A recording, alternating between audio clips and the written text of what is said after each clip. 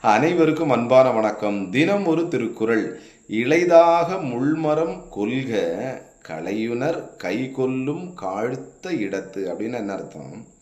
நம்ம சின்ன வயசுல எல்லாருமே அந்த முள் செடி இருக்கு பார்த்தீங்களா? அந்த முள் மரத்துல, முள் செடியில விளையாடுவோம். இப்போ அந்த முள் மரம் வந்து அப்படியே ஒரு துளிர் விடும், தளிர் விடுகின்ற போது சின்னதா முள்ளு வந்து வளரும். அத வந்து தட்டி தட்டி விளையாடுவோம். ஏன்னா, அது ரொம்ப மென்மையா அப்பதான் அந்த முள்ளு வளருது. நம்ம கைய குத்துமா? கண்டிப்பா குத்தாது. அதுகிட்ட ஜாலியா விளையாடிட்டு இருப்போம். சரிங்களா? அதான் வள்ளுவர் சொல்றாரு, "இளைதாக முள்மரம் கொள்க." அப்ப அந்த முள்மரம் வந்து நம்ம வலிமை அடைவதற்கு முன்னாடியே, அது வந்து ரொம்ப ஸ்ட்ராங் ஆகுறதுக்கு முன்னாடியுமே அத என்ன பண்ணுமா? அதை வந்து அழித்து விடணும்னு சொல்றாரு. அப்படி இல்ல, நம்ம விட்டுட்டோம். அந்த முள் மரம் நல்லா வந்து வலிமையா வளர்ந்து என்னமா அப்படியே ஷார்ப்பா நிக்குது அந்த முள்ளெல்லாம். அந்த இடத்துல போய் நம்ம என்ன களையினர், நம்ம அத வந்து வெட்டணும் அப்படின்னு நெனைச்சோம் அப்படின்னு சொன்னா, கை கொள்ளும். கண்டிப்பா அந்த முள்ளு நம்ம கையில பட்டுடும். பட்டுட்டு என்ன வரும்? ரத்தம் வரும். "காழ்த்த இடத்து" அப்படின்னு சொல்றாரு. சரிங்களா?